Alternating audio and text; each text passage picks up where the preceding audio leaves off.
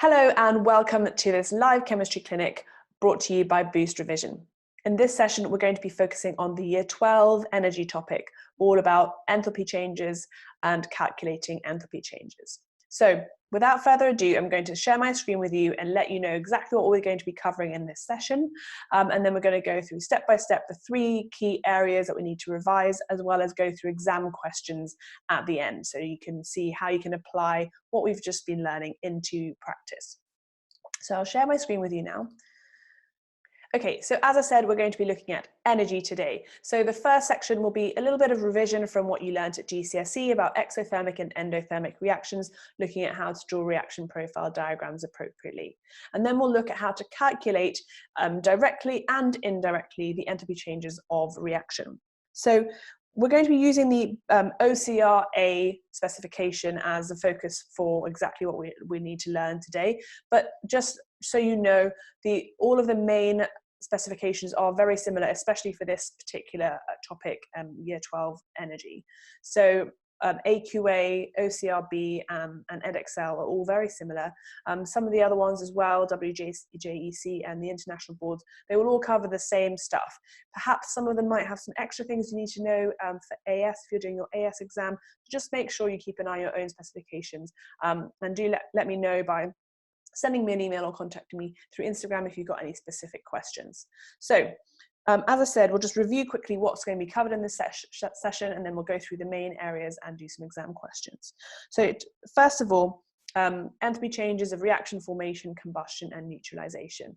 So the first bit is reminding yourself about what an exothermic and an endothermic reaction is, and how to use those definitions to construct and draw enthalpy profile diagrams. So we've got the enthalpy profile diagrams here, the exothermic on the left-hand side and the endothermic on the right-hand side. The main thing with energy profile diagrams is we want to show how the energy changes in the chemicals over the progress of the reaction. So the x-axis is progress, as you can see here, and the y-axis is the amount of energy. And as you can see, in the exothermic reaction, the reactants start with a higher amount of energy. Sorry, that's actually supposed to be slightly smaller. So the reactants start with a slightly higher amount of energy than the products. And in the endothermic reaction, the reactants have a lower amount of energy than the products. So this is all linked to the definitions of exothermic and endothermic reactions. So an exothermic reaction is a reaction in which the chemicals release energy, and that energy gets released to the surroundings, where the surroundings absorb that energy. So if the chemicals are releasing the energy, that's why at the beginning, we've got the reactants with a high amount of energy, products with a lower amount of energy. At the end, the products have released the energy, and that's what we see in the negative delta H over here. So delta H is the standard notation for enthalpy change, and we see for exothermic reactions, we have a negative delta H. The opposite's true for endothermic reactions. So during the reaction absorbs energy from the environment. So at the end, the products have more energy than the reactant started with, and that's what gives us positive delta H. And this is all directly related to how you actually define exothermic and endothermic reactions. One thing that we'll kind of look at in more detail again later is that we do have to show this. I'll just rub out this highlighting for a sec. Oops, that's not a good idea. Okay, we do have to show this this curve that you see that goes up and then down. And that is actually showing what we're going to look at later on when we're looking at bond breaking and bond making. As you go up, that's the energy that's absorbed by the chemicals as they break the bonds. So breaking bonds is something that requires energy. The breaking bonds part of every single reaction is endothermic. And then as it reaches its peak, that's the amount of activation energy that you had. Then it starts to go back down again. And the going back down is the energy that's being released by the new bonds being formed. The same thing happens in both reactions, but as you can see in the exothermic, the amount of energy increase at the beginning, I'll change the color again, the amount of energy increase at the beginning, this rise in energy, that endothermic part with the breaking bonds, is less than the amount of energy released when the bonds are made. So if more energy is released when the bonds are made than is absorbed when the bonds are broken, then we end up with an exothermic reaction. And that's part of how you define and explain how reactions can be exothermic or endothermic. On the other side, if you have, so on the other side, in endothermic reaction, we have more energy absorbed by the reactants breaking bonds than is released when new bonds are formed. And so we have more energy absorbed than released. So overall, we have an absorption of energy. So the chemicals taking in energy, and that's what makes an endothermic reaction. Okay, so like I said, we'll look at this again later on when we look at how to calculate enthalpy changes of reaction using bond enthalpies. So for now, the last thing that I haven't mentioned on this diagram is the activation energy. So we'll come,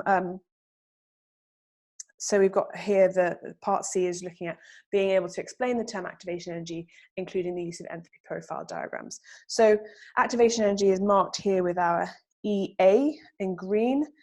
So that's activation energy is the amount of energy needed to start a reaction.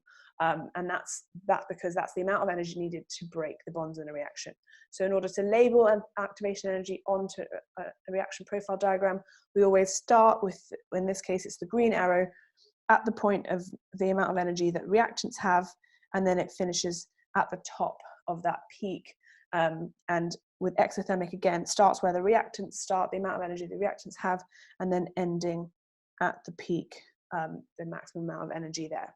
So each reaction has a certain activation energy, and that's the activation, that's the energy that's needed in order to start the reaction. So it's important you remember that definition as well. Okay, so next we'll look at some definitions, key definitions of key terms that you need to know about. So in fact, you'll probably find this in all the specifications, but in the OCRA specification in particular, you can see that the definitions are actually given to you in the specification. So we want to be able to explain and use the terms standard conditions and standard states. So hopefully you've come across this in other topics already. The standard conditions is where you have room temperature, which is 25 degrees centigrade or 298 Kelvin, and pressure, room pressure, which is 1 atmosphere of pressure or 100 kPa, kilopascals. So that's normal standard conditions, unless you're looking at solution, in which you also need to have 1 mole per decimeter cube concentration.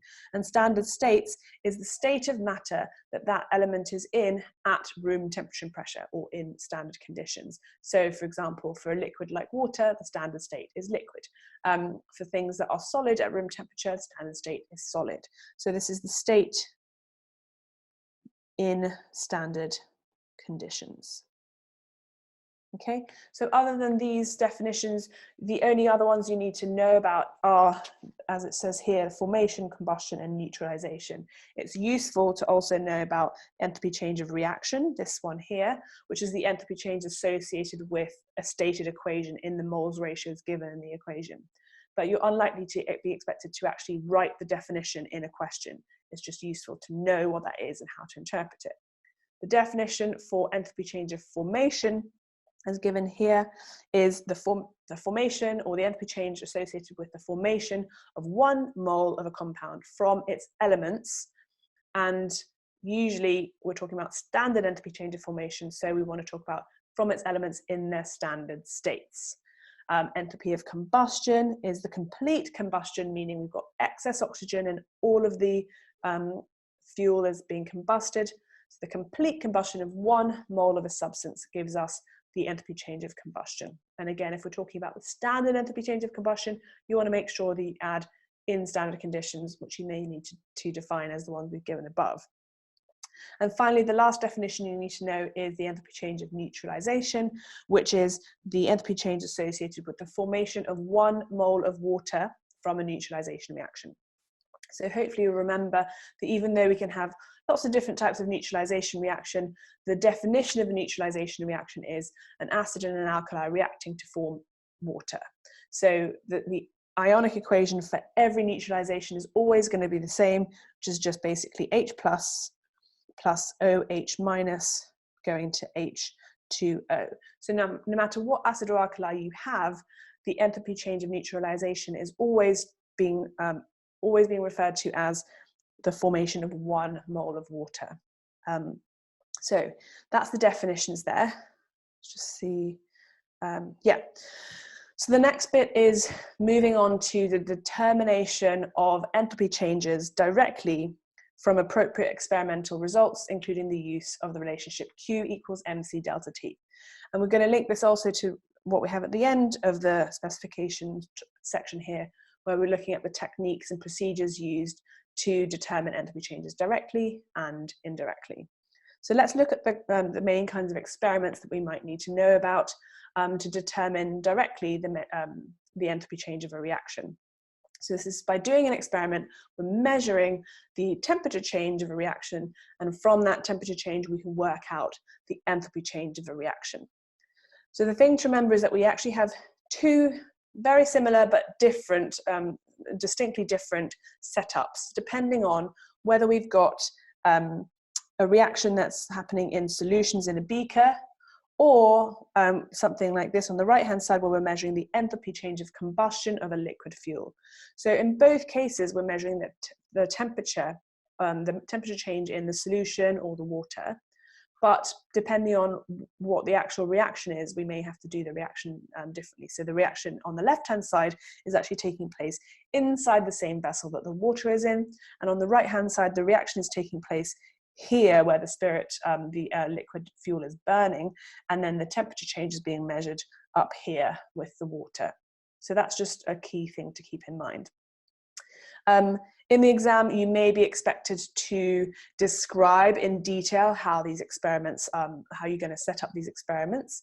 You may also be expected to identify possible sources of error and suggest improvements based on those sources of error that you've provided, and then also calculate the enthalpy change. So let's just have a look at how we set each of these things up.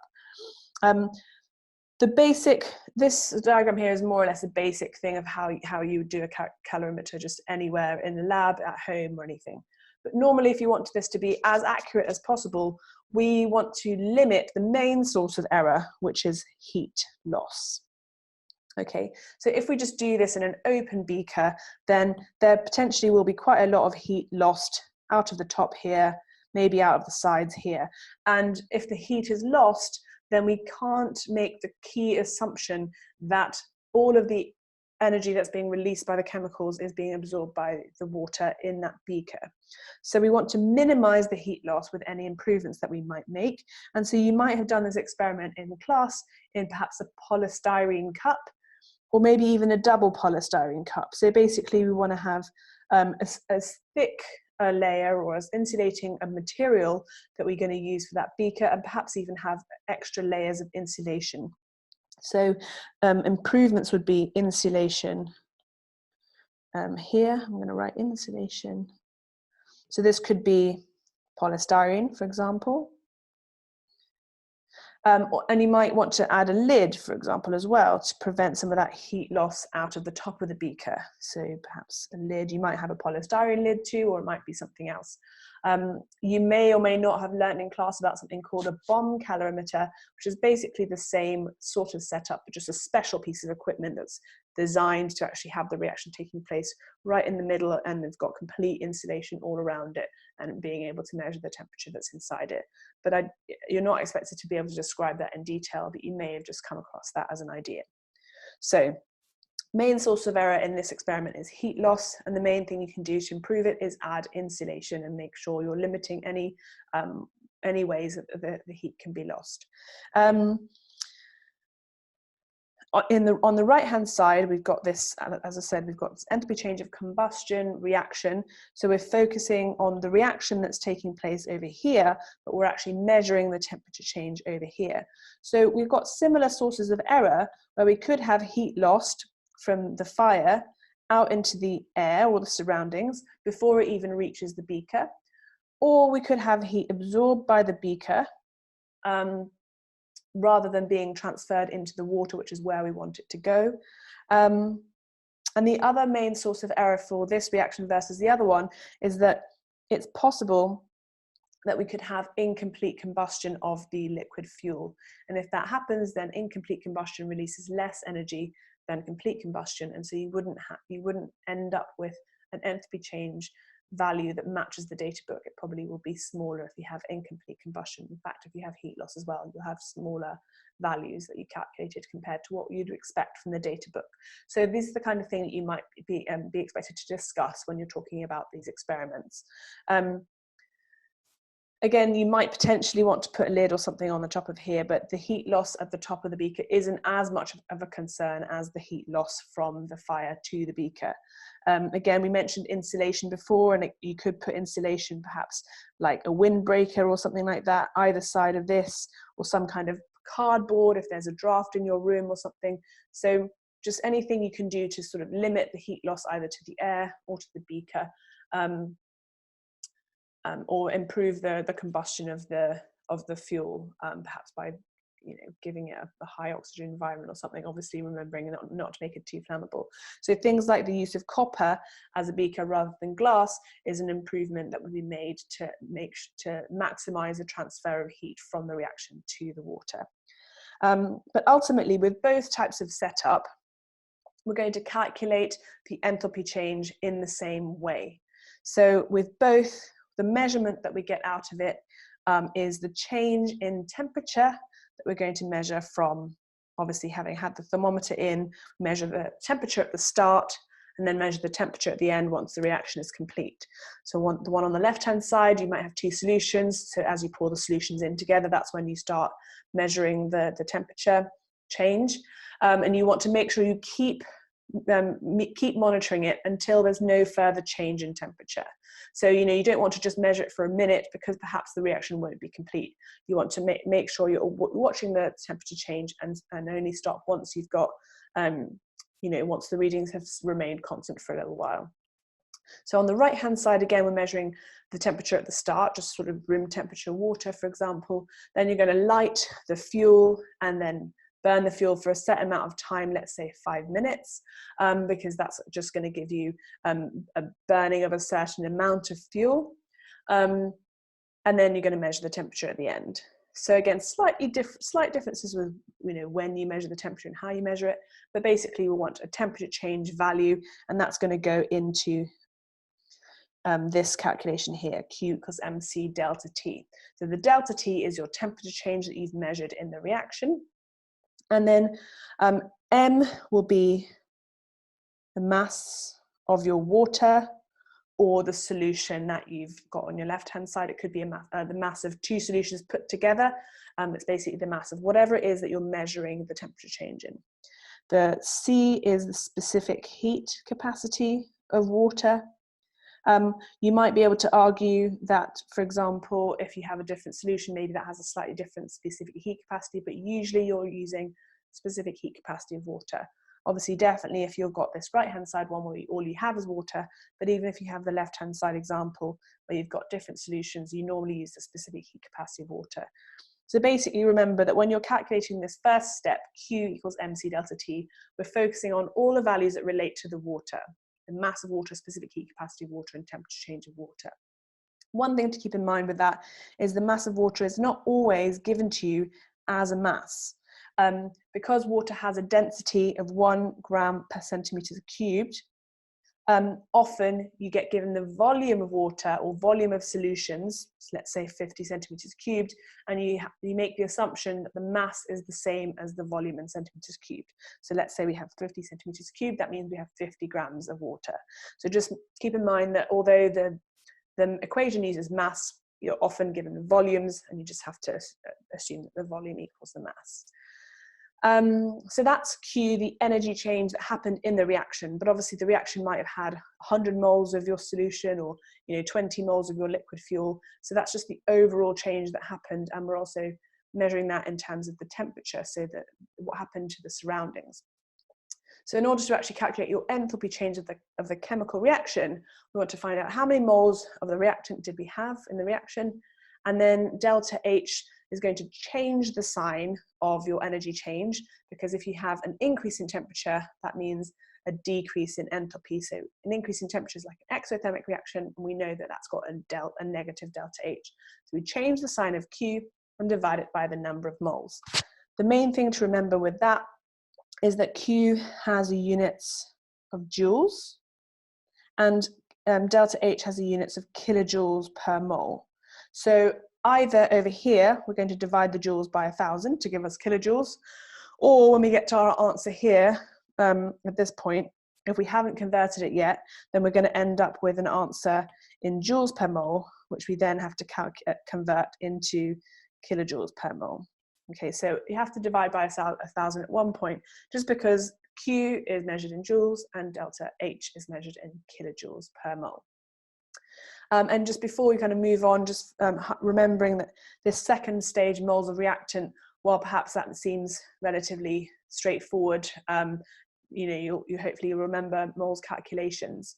You do need to make sure that although in the first step you were calculating the energy change of the water, in the second step, especially on this right-hand side equation experiment, we want to be calculating the number of moles of the liquid fuel. So that's why we need to measure the mass of the fuel that we started with and the mass at the end, let's say after 5 minutes, and that will tell us what mass of fuel burnt, and from the mass we can do mass over MR to find the moles of the chemical in the reaction.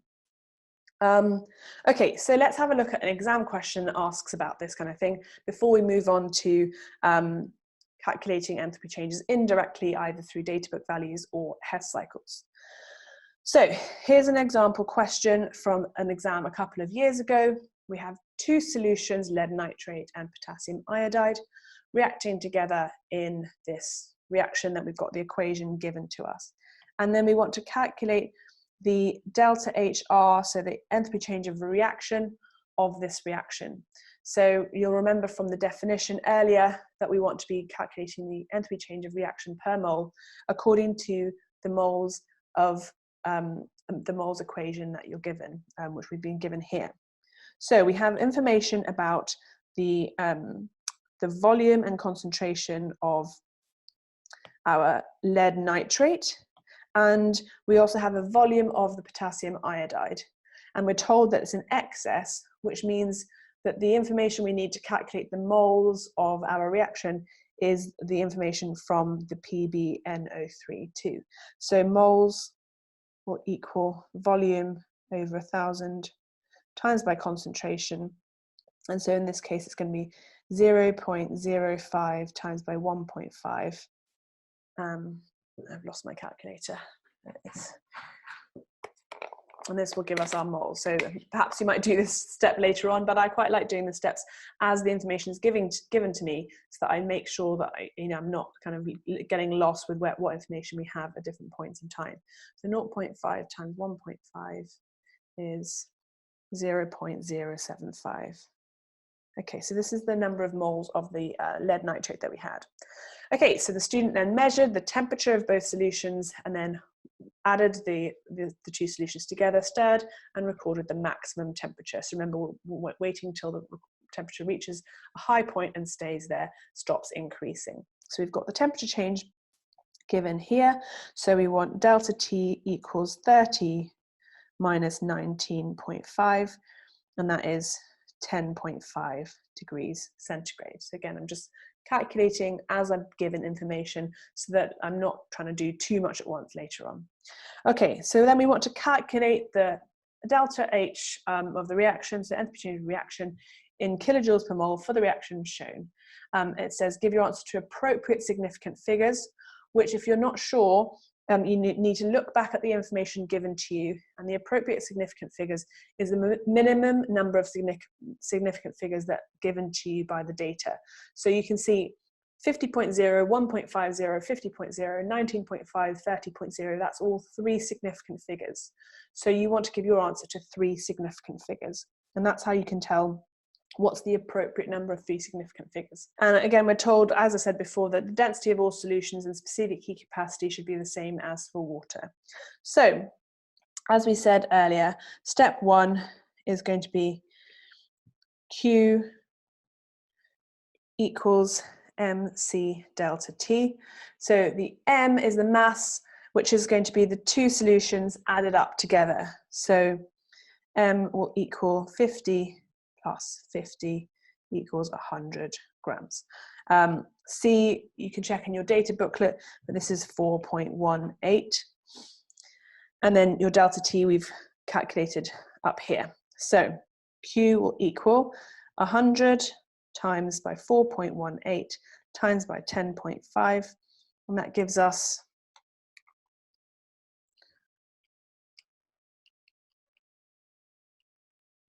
4,389, and remember that's in joules, so you want to convert that to kilojoules, 4.389 kilojoules.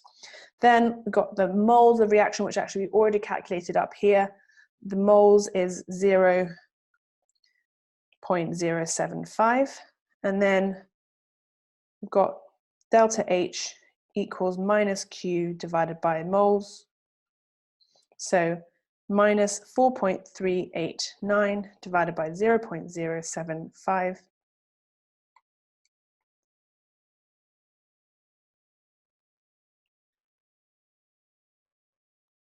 And that gives me 58.52.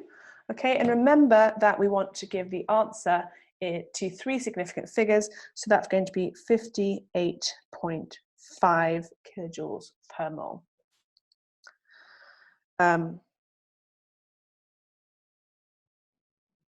And of course, remembering that I missed the minus there. So of course, it's going to be minus 58.5 kilojoules per mole. I actually think in the mark scheme, they didn't mind if you didn't have the minus in this case, but it is useful to make sure that you've checked that is correct.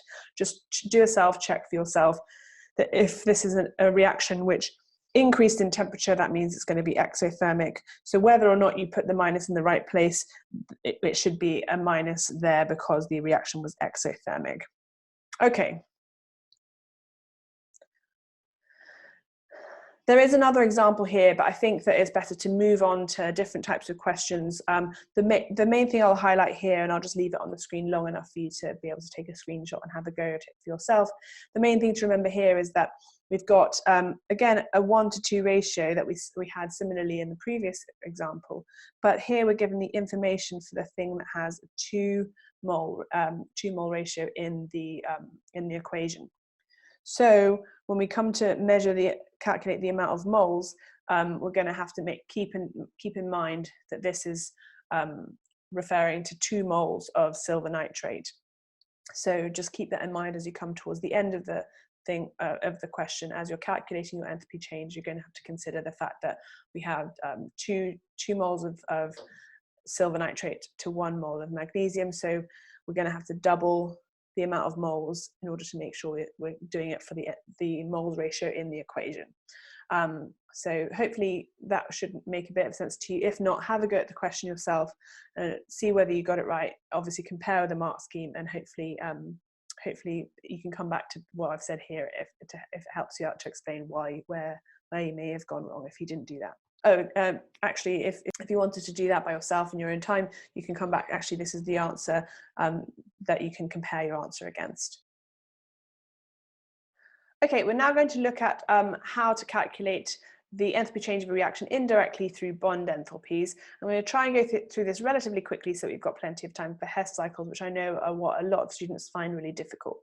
So first of all, we just want to make sure that we know what the term average bond enthalpy means, which is the breaking of 1 mole of bonds in gaseous molecules. So an average bond enthalpy is always going to be endothermic because it's the enthalpy relating to breaking a mole of bonds. In fact, if you made a mole of bonds, you'd have the same amount of energy released than you had absorbed from. So one is going to be endothermic, the other is exothermic, but they should be the same value. The next bit is the explanation that endothermic and exothermic reactions in terms of enthalpy changes associated with breaking and making of chemical bonds. So this is to do with the fact that making bonds is exothermic and breaking bonds is endothermic. So I like to use bendomex to remember that. So making bonds is exothermic, breaking bonds is endothermic. So breaking bonds is always this is always going to be happening on the reactant side of the equation, and making bonds is always going to be happening on the product side of the equation. And to calculate the overall energy change of a reaction, as we kind of mentioned a bit earlier, we're going to be looking at the overall energy absorbed when bonds are broken compared to the overall energy released when bonds are formed. So if this value is larger than the other value, then we're going to have a positive enthalpy change, so endothermic. And if this value is larger than this value, then we're going to have a negative enthalpy change. So this is what this is talking about in terms of explaining exothermic and endothermic reactions in terms of enthalpy changes, breaking and making bonds. So it kind of also goes back to the reaction profile diagrams we talked about at the beginning. So if you missed that, then go back and check what we talked about then. Okay, let's clean this up a little bit. Okay, so to calculate the average, oops, missed something here. To calculate the overall enthalpy change of a reaction, we want to take the total energy absorbed when bonds are broken minus the total energy released when bonds are formed. So in order to do that, you need a balanced symbol equation, and then you need the information for each of the bonds involved in that equation. So here we've got a question that's talking about calculating the overall enthalpy change for the reaction between nitrogen and hydrogen to make ammonia. So we need to start off with the balanced equation. N2 plus H2 goes to NH3. So that's nitrogen and hydrogen to make ammonia, and we want to balance it, which is going to look like that. So now in order to do this calculation properly, we need to correctly count how many of each type of bond there are. We've been given the information for all the types of bonds here. So this is one molecule of nitrogen, which is going to be this, so 9, 4, 5. And then here we have 3 times H2, which is going to be 3 times this. So plus 3 times 4, 3, 6. And then that's the bonds broken, right? So then we want to minus the total bonds formed. So we have NH3 looks something like this, and we have 2 of them. So that's 3 NH bonds per molecule. So that's going to be 6 times NH. So that's this times 6. So 6 times 3, 9, 1. So we've got this is our bonds broken, and then this is our bonds formed. So we want to do 9, 4, 5 plus 3 times 4, 3, 6 minus 6 times 3, 9, 1. And that should give us minus 93 kilojoules per mole, okay, if you do it right. So in any kind of a question like this about bond enthalpies, we want to calculate, the best way to do it, I think, is to draw out the molecules as I did down here at the bottom, so that you can really see how many bonds are in each molecule. If you try and take shortcuts, you'll often make mistakes, either because you don't times by the number of moles, or because you don't calculate how many bonds there really are in that molecule. So if you do the displayed formulae, it's much easier to see how many bonds you have, and then you just have to refer to the table and just keep in mind this overall equation here. So let's look at a practice question so we can see what this kind of looks like in the exam. So this question is about alkenes. The combustion of ethene is shown in the equation below, and we've got a delta H of minus 1,338, 1,318 kilojoules per mole. First question is to explain in terms of bond breaking and bond forming why a reaction can be exothermic. Now it's got 4 lines there, which might suggest that you need to write a lot, but just remember we've only got 1 mark provided here. So you kind of don't want to waste too much time writing too much stuff either. The key thing that it wants you to do is link the energy change to the bond breaking and bond forming.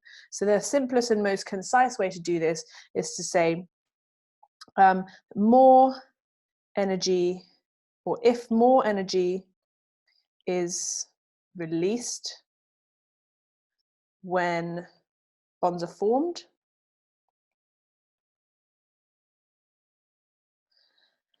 than is absorbed when bonds are broken, the reaction will be exothermic.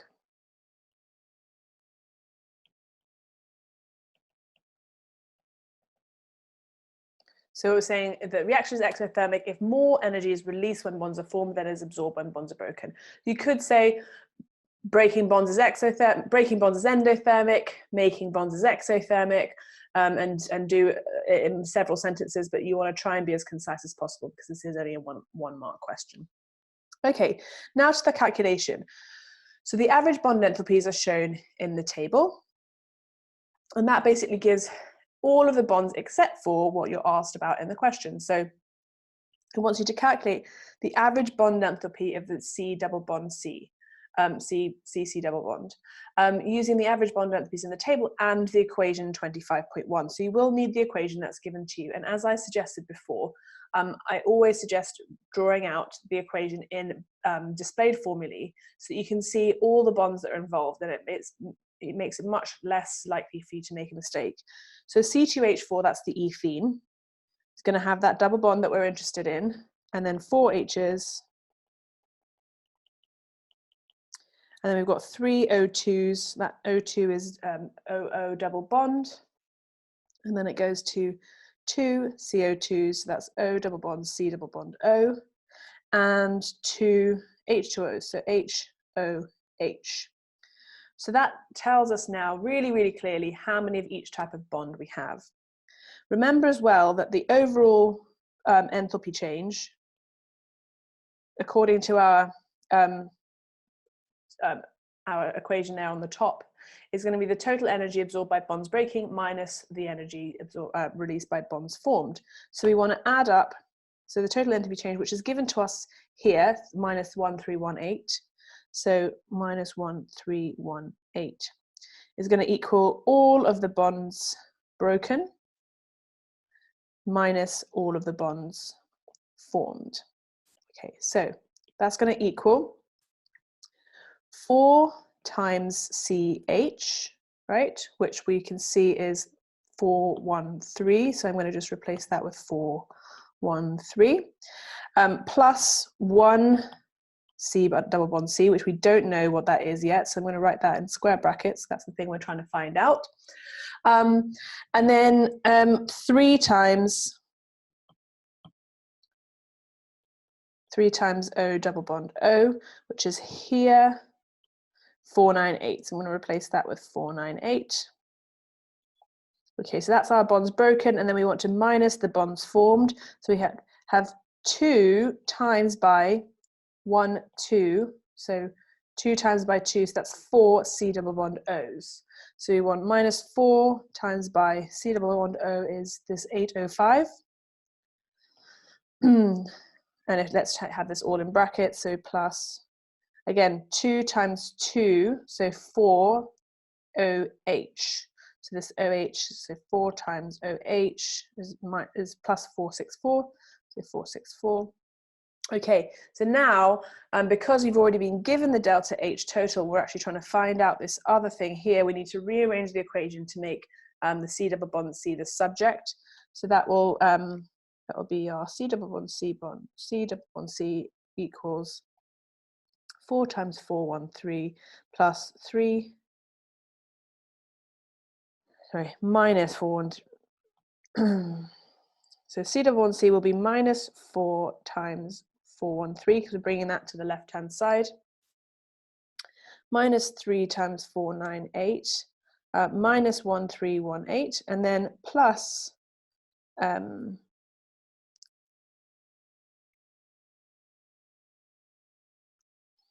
4 times 805 plus 4 times 464. And that should give you an answer of 612. So often, if you'll check the mark scheme, there will be certain answers that will allow 2 or 3 marks. Common mistakes that are often made. Often it's to do with something being a minus when it should have been a plus. So try to be careful that you got your signs right. to get that overall enthalpy change of 612 kilojoules per mole. Is there anything else to say about this at the moment? I don't think so. Okay, so just remember, you can, if you want to, you can calculate the bonds broken first and then the bonds formed, and then you'll have two numbers to deal with. It might make it a bit easier to manipulate the equation for you, but ultimately you should hopefully have got 612 for that. Okay, so now on to the final part of this session. We're going to be looking at Hess cycles. So Hess cycles, a lot of people get a bit scared about or worried about. This is where we use a cycle to calculate indirectly the enthalpy change of a reaction. So this is where we may not be able to directly measure an enthalpy change like how using the experiments we did before. For various reasons, we might not be able to measure it. So Hess's law states that the energy change from a reactant to a product is the same no matter which route is taken. So as long as you can connect the reactants to products by various reactions, then you can figure out what the overall enthalpy change will be, even if you can't measure it directly. So we're going to look at examples of how to calculate the enthalpy change using Hess cycles from enthalpy change of combustion and formation.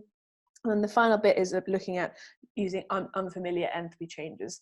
I haven't found a recent exam question which actually uses unfamiliar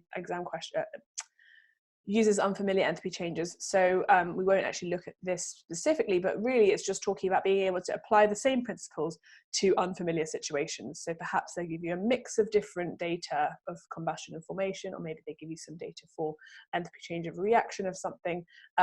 So just keep in mind that you might have to apply this to slightly different situations.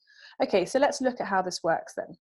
So we're kind of just going to go back briefly to some of the definitions we talked about right at the beginning, because it's important when you're doing these Hess cycles to keep in mind what these definitions mean, because they all refer to specific equations you can write, and it helps you to be able to link the Hess cycles if you can really understand what these definitions mean. So the first one, obviously, enthalpy change of reaction, is just the enthalpy change when a reaction takes place in those molar quantities that are given. The ones we want to focus on for this section are the enthalpy change of formation and combustion. Remember, the formation is when you've got 1 mole of a compound is being formed from its elements in their standard states. So let's say we're trying to make ethanol, C2H5OH. If we want to form 1 mole of that ethanol from its elements in their standard states, just based on the definition, we can write an equation for this. So the elements are going to be carbon, solid, oxygen, gas, and hydrogen, gas. And you just need to balance that to make sure we've got 1 mole of ethanol on the right-hand side. So 2C, 3H2 and a half O2. So again, based on just purely the definition of forming 1 mole of a compound, you can actually write a full balanced equation that matches this definition for any compound that you might want to make.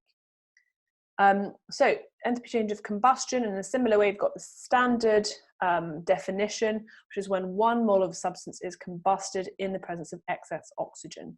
So the key thing is that the whole thing is reacting, and there's plenty of oxygen in order for that whole thing to react. So again, we could write the enthalpy of combustion, or standard enthalpy of combustion of ethanol, C2H5OH, where when this burns in excess oxygen, it makes carbon dioxide and water. Like a lot of the organic fuels that you come across, they often make carbon dioxide and water. So again, we want to make sure that we're balancing this to make sure we've only got 1 mole of this ethanol here. So 2 CO2, 3 H2O, and then balancing the oxygens, we have 1 there and 2 here. And here we have 4 and 3, so that's 7. We want to make this into 7, so we can make 3 H2O, that makes that 6, which makes that 7. Okay, so as I said, we can write a full balanced equation for the enthalpy change of combustion just by remembering its definitions. That's why the definitions are so important. Okay, let's look at an example of a Hess cycle then. So this is an example where we're given data for enthalpy change of formations for the things that are in the equation. So we've got this equation, and we want to work out what's the enthalpy change of this equation. We want to calculate the delta HR. And in order to do that, we need to construct a Hess cycle, which is, different reactions that will happen that take us from the reactions to the reactants to the product. So because we've got enthalpy change of formation data here, we want to show the formation of each of these compounds from their elements in their standard states. So we're going to have an arrow that's showing the formation of this ammonia, and that's going to be forming from nitrogen and hydrogen. Okay, so that's going to be associated with the enthalpy change minus 46.1, and then we got the same again for the HCl. The reaction of reacting to form 1 mole of HCl is going to be H2 and Cl2. Okay, we haven't balanced this yet, but we've got the elements in their standard states going to 1 mole of the compound. Okay, so this is associated with minus 92.3. And then the same again for here. So to form 1 mole of this ammonium chloride, it's going to be minus 314.4. And that's going to be formed from the same amount of the elements in the standard states that we had before: nitrogen, hydrogen, and chlorine. So if you want to balance it, you can, but it's actually not necessary in this case because we're just making 1 mole of each thing. If you want to balance it to be clear, we'll have half chlorine, 2 H2, and half N2, and you might want to write state symbols in there as well to be complete. But normally in a calculation question, we're actually not too worried about what's on that bottom line there. We just want to calculate this overall enthalpy change, which is going from the reactants to the products via this indirect route. So we want to change the sign of this because we're going against the arrow, change the sign of this because we're going against the arrow, and then keep the sign of this because we're going with the arrow. So I always think about it, are we, if an enthalpy change in one direction is an exothermic, then the same enthalpy change in the other direction will be endothermic, the same size. So that's why we just changed the sign. So the overall enthalpy change of reaction will be minus 46.1. So that's basically plus 46.1 minus 92.3, again plus 92.3, and then minus 314.4. And that gives us minus 176,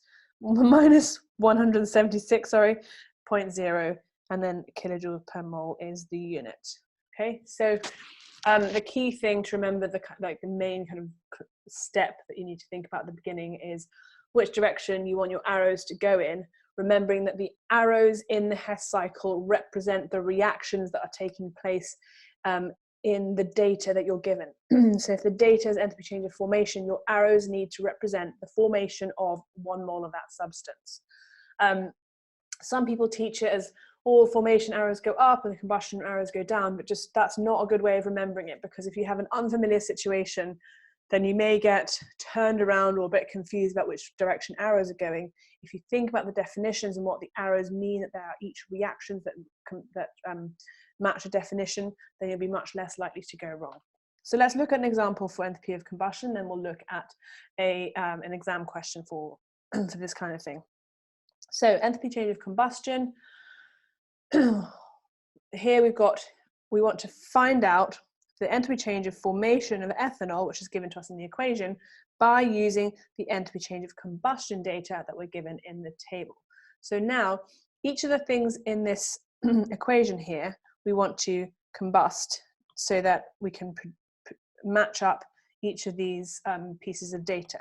So carbon, this is going to be 2 times minus 394, and that's obviously going to make carbon dioxide. This hydrogen is going to be 3 times minus 286, and that's going to make water. Okay, it's going to be 2 and 3 if you want to balance it properly. But hopefully, as you can see, you actually don't need to be able to write that bottom line. I think it's useful to write the bottom line so that you know what's going on in the reaction. And then finally, the ethanol. So combustion of ethanol is also going to make carbon dioxide and water, and you should see it already balances as well. 2 carbon dioxides and 3 waters. Remembering we have normally got an excess of oxygen when we have combustion. So you don't need to balance this oxygen, you just know that there's an excess of oxygen. And then we've got -1, 3, 6, 7. Now, the difference here is that in the direction of the arrows, so like we were saying before, often with these combustion reactions, the arrows are going in a downwards direction. So again, we want to go from the left-hand side, reactants, to the right-hand side, but via this indirect route. So now we keep these signs the same, but this sign changes. So delta HF is going to equal 2 times -394 plus 3 times -286 minus, because we're changing the sign, -1367. So by doing minus and minus, we change the sign into a plus. And that's going to give us a total value of -279 kilojoules per mole. So again, the actual calculation is not the difficult part. The difficult part is working out which way the arrows go and what your indirect route is. But hopefully, although these ones did conform with the kind of general rule that combustion arrows go down and formation arrows go up, try not to remember it in that way. Try to remember it in relation to the definitions at the start, that each arrow represents one of those standard definitions. Okay, we don't have a lot of time left, so we'll just go through this one exam question. It's actually a multiple choice question, which in some ways is easier because at least you'll know, if you get one of those answers, you're probably going to be right. However, having said that, they're actually going to give you all the most common wrong answers as well. So try not to be reassured that you see the answer, and try and treat this just as if it's an unstructured question which you're not given any information about. Because you do want to make sure you're checking, is the sign correct based on whether you think it's exothermic or endothermic, and is the kind of the relative size of the number correct. So in this equation, we've got aluminium sulfide reacting with oxygen to make aluminium oxide and sulfur dioxide. We've got the equation there given to us in the question, and then we've got enthalpy change of formation values for aluminium sulfide, aluminium oxide, and sulfur dioxide. We want to know what's the standard enthalpy change of combustion of aluminium sulfide. Okay, so the thing to remember is that this value, this equation here that was given to us, is 2 moles of aluminium sulfide combusting. We need to make sure we've only got 1 mole of aluminium sulfide combusting. So we need to divide all of these moles by 2 to make sure we have the right number of moles in our equation to match the standard enthalpy change of combustion definition. So Al2S3 plus 4.5 O2 goes to Al2O3 plus 3 SO2. Okay, and now we have the enthalpy change of formation of each of these substances. So we're going to be forming the aluminium sulfide from aluminium and sulfur, forming that from aluminium and oxygen, and we're forming this from sulfur and oxygen. Especially because this is a multiple choice question, I don't want you to bother taking time to balance the equations. Just make sure that you've got the arrows pointing in the correct direction and matching the right piece of data. So this one here on the left hand side is -723.8 because that's your aluminium sulfide, and then here we've got -1675.7, and then here we've got 3 times -296.8. Okay, so we have to go down here and then up here. So we're going to change the sign of this. It's going to be 723.8 or -723.8, and then -1675.7 minus 3 times minus, this is because we're keeping the sign. So because we're keeping the sign of the other one, we do plus 296.8. All right, so something to keep in mind is that this is a combustion reaction. Combustion reactions are always exothermic, so I would say just cancel out either of these first of all. You should be getting a negative answer because this is an exothermic reaction, because it's a combustion reaction, has to be exothermic. Okay, so put this stuff into your calculator. All right, and I get minus 1842.3, which luckily is one of the ones we've got there, so the answer is B. Okay, so that brings us to the end of this revision session on Year 12 Energy. I hope you found it useful. Please let us know if you've got any questions or any suggestions for how we can improve these sessions in the future.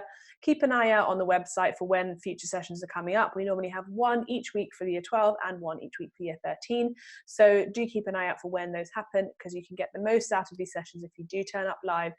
You can ask your own questions as we're going along. Anything you're not sure about, just feel free to ask as we go along. And then of course the replays will be available to watch from about 2 days after the live has gone live. So thank you again for joining us or for watching the replay. Please join us again next time. This has been Lagaya from Boost Revision, running the weekly chemistry clinics for Year 12. So see you again, have a good week, and see you again next time.